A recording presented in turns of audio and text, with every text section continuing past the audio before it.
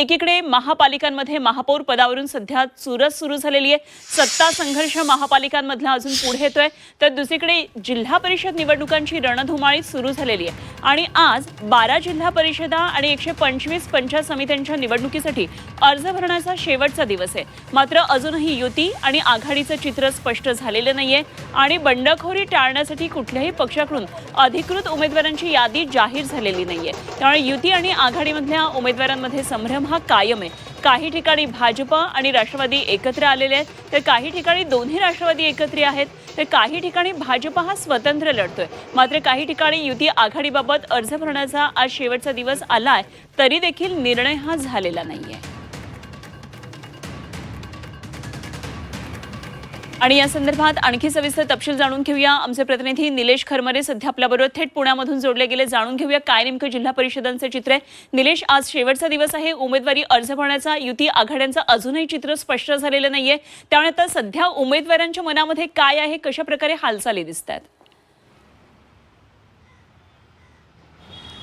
अनुपमा, खरं तर पुणे महानगरपालिका असेल किंवा महानगरपालिकेचे इलेक्शन झाल्यानंतर तात्काळ या पंचायत समितीच्या निवडणुका लागलेल्या आहेत। मात्र यामध्ये वेळ जो आहे तो उमेदवारांना कमी मिळालेला आहे। त्यामुळे आता जे पक्षाचे नेते आहेत ते एबी फॉर्मची वाटप या ठिकाणी सुरू झालेलं पाहायला मिळतात। अर्थात आज शेवटचा दिवस आहे। अजूनही युती किंवा दोन्ही राष्ट्रवादीमधले जे नेते आहेत त्यांच्या यादी ज्या आहेत उमेदवारांच्या त्या काही त्यांनी जाहीर केलेल्या नाही। त्याचा अर्थ असा होतो की बंडखोरी रोखण्यासाठी त्यांनी उमेदवारी अर्ज आहेत किंवा उमेदवारी जी लिस्ट आहे ती जाहीर केलेली नाही। अर्थात आता काही तास राहिलेले आहेत उमेदवारी अर्ज भरण्यासाठी, मात्र अजूनही काही चित्र क्लिअर दिसत नाही। महत्त्वाचं म्हणजे हे संपूर्ण इलेक्शन जे आहे ते 5 फेब्रुवारीला होते आणि 7 फेब्रुवारीला मतमोजणी होती। आज उमेदवारी भरण्याचा अंतिम दिवस आहे आणि उद्या याची छाननी सुरू होईल। मात्र कुठेही पक्षाची जी यादी आहे उमेदवारी आहे ती अजून आपल्याला जाहीर झालेली दिसत नाही। पुण्यामध्ये जर सांगायचं झालं तर पुण्यामध्ये कालपर्यंत जवळपास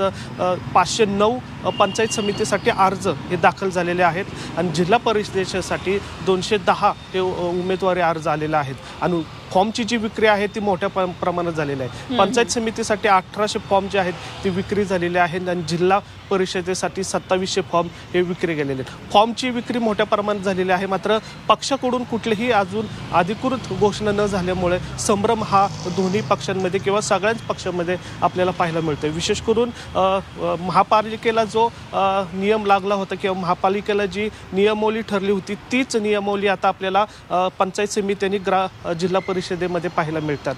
दोन्ही राष्ट्रवादी एकत्र लढणार असल्याची शक्यता सुद्धा पुण्यामध्ये आपल्याला वर्तवलेली आहे। तर भाजप जे आहे ते भाजप स्वबळावरच आपले उमेदवार देणार असल्याच्या संकेत जे आहेत या ठिकाणी मिळतात आहे। त्यामुळे आता अर्थात 5 वाजेपर्यंत आपल्याला कळेल की नक्की कुठल्या पक्षाने किती उमेदवार हे जिल्हा परिषद आणि पंचायत समितीसाठी दिलेले आहेत। मात्र या ठिकाणी जर बघितलं तर राष्ट्रवादीचे अजित पवार जे आहेत ते पुण्यामध्ये तळ ठोकून आहेत।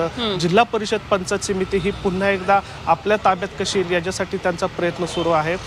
महानगरपालिकेला जरी अपयश आलं नसलं तरी जिल्हा परिषद पंचायत समितीसाठी कसं आपल्याकडे उमेदवार जास्त येतील याचा प्रयत्न सुरू आहे। आता आज 5 वाजेपर्यंत अंतिम मुदत आहे, त्यामुळे आता अजूनही काही पक्षांमधलं चित्र क्लिअर झालेलं नाहीये। अगदी निलेश, निश्चितच अजूनही पक्षांचं चित्र क्लिअर झालेलं नाहीये। वेळोवेळी आपण या संदर्भात चर्चा करूया। 5 वाजेपर्यंतचा अवधी आहे उमेदवारी अर्ज भरण्यासाठी, त्यामुळे 5 वाजेनंतर कळेल की किती उमेदवारांनी अर्ज भरलेला आहे। धन्यवाद तुर्तास दिलेल्या सगळ्या सविस्तर माहितीसाठी।